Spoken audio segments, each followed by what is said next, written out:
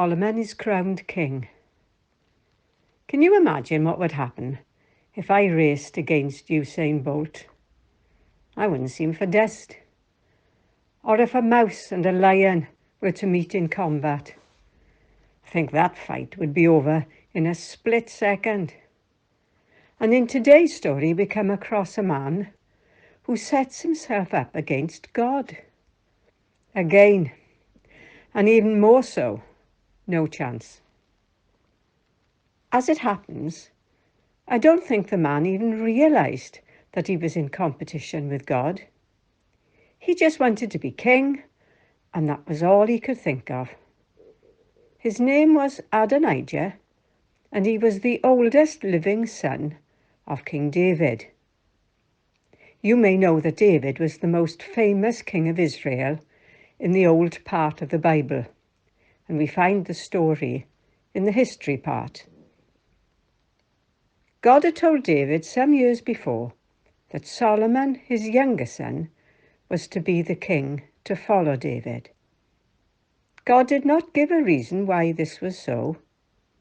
God knows best and does what is right always, so he didn't have to. We find David a very old man who has a young girl to look after him.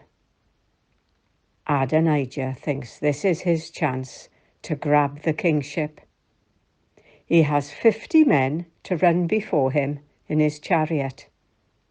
A number of very important men, and all the other princes, except Solomon, go with him to a special place, and here they make him king. And then they go off to a party to celebrate.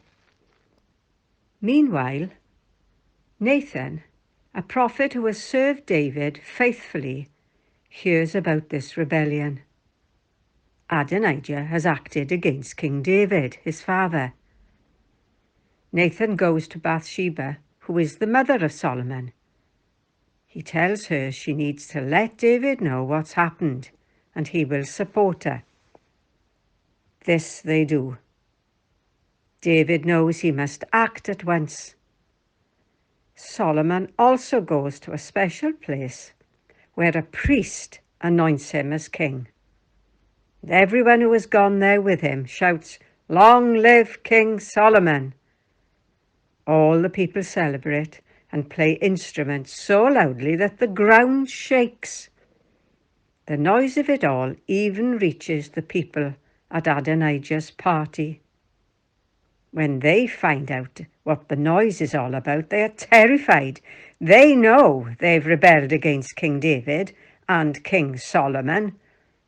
They could be in serious trouble. Not long after, Solomon is seated on his throne. He calls for Adonijah. Adonijah fears for his life. But Solomon tells him that if he will serve him as king, he will forgive him. And Adonijah promises he will. So we see from this story that we cannot fight against God. It is really a hopeless contest. We have no chance. But the important thing to remember is that God always does what is right and good. Even if it means we have to go through tough times, we are much better off obeying God, and we can trust him completely. The cross of the Lord Jesus Christ proves this forever.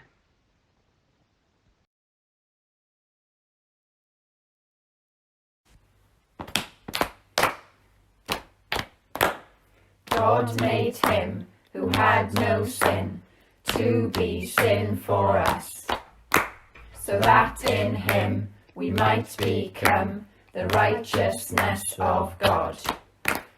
2 Corinthians 5, 21.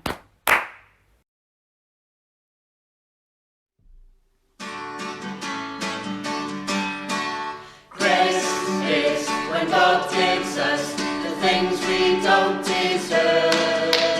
Grace is when God gives us the things we don't deserve.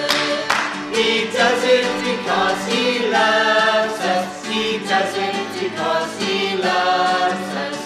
Grace is when God gives us the things we don't deserve.